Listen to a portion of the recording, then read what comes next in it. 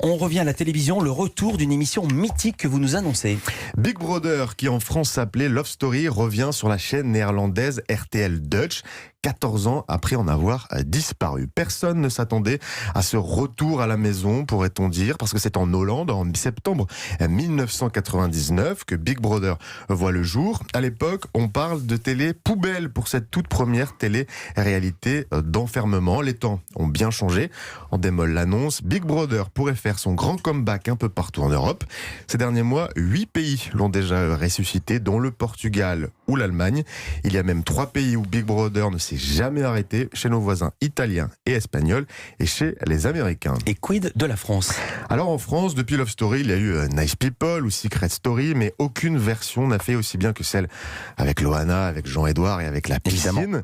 Pour l'instant, Endemol n'a pas prévu de ressortir le loft de ses cartons, mais Alexa Laroche-Joubert, qui était votre invité la semaine dernière, Philippe, penche plutôt sur un autre type de télé-réalité, inspiré de sa vie en confinement. J'ai fait une rencontre juste avant le confinement où il ne s'est absolument rien passé, mais je me suis retrouvée à parler pendant 5 semaines avec ce garçon. Et au bout de 5 semaines, il s'avère que comme je n'étais plus contagieuse et que lui était ça, nous sommes embrassés.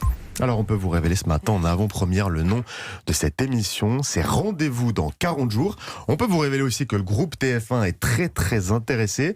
Alexa Laroche-Joubert a bien voulu nous en dire un peu plus sur le concept. On va suivre différentes personnes et on va faire au début une sorte de speed dating et puis à un moment on va décider, enfin la personne va décider de choisir un potentiel partenaire et on va aller dans la profondeur des choses. Mais la profondeur, moi il y a un truc qui m'a beaucoup amusé, c'est de voir le background des gens dans les visioconférences, de voir où ils habitent. On n'a jamais ça lors d'un premier rendez-vous. C'est bien que Philippe, Céline, je ne sais pas comment va votre cuisine, mais Alexa Laroche-Joubert nous a même avoué qu'elle pouvait trouver très sexy de voir sur Skype ou sur FaceTime la cuisine en arrière-plan d'un prétendant. Ça en dit beaucoup sur l'autre, nous dit-elle.